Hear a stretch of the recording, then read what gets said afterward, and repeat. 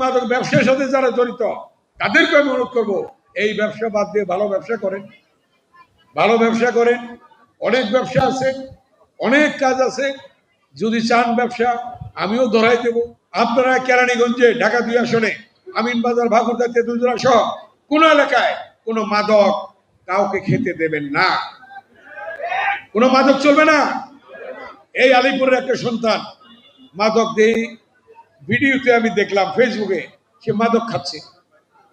তো ওই দিন একজন পুলিশ কর্মকর্তা তাকে গিয়ে বুঝাইছে যে আপনি মাদক ছাড়বেন না ভিতরে যাবেন।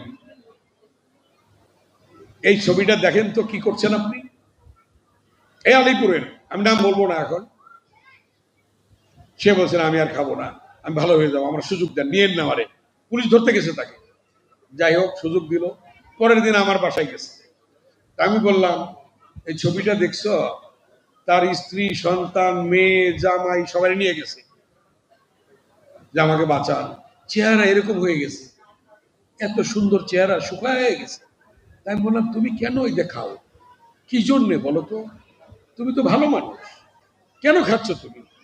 কেন আজকে নিজেকে ধ্বংস করছো? তোমার সংসারটা ধ্বংস হয়ে যাচ্ছে। কারণ রাষ্ট্রের ক্ষুদ্র অংশ কিন্তু সংসার।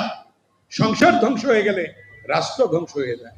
রাষ্ট্র ভালো রাখতে হলে আপনাদের প্রত্যেকের সংসার ভালো রাখতে হবে। যখন বুঝাইলাম বললো আর করবো না।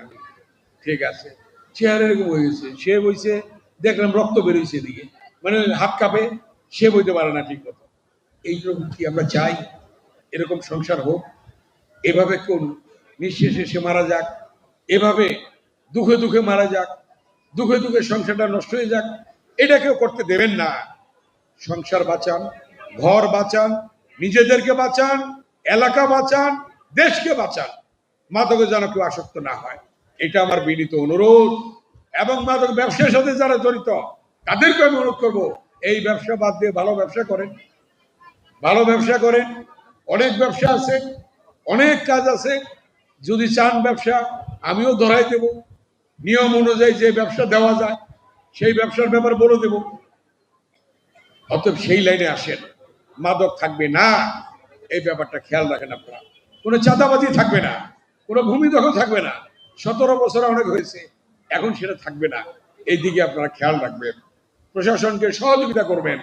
প্রশাসন উদ্যোগী হয়ে দিন রাত পরিশ্রম করছে, আপনারা সেই দিকে খেয়াল রেখে প্রশাসনকে সহযোগিতা করবেন। এটি আমার বিনীত অনুরোধ আপনার।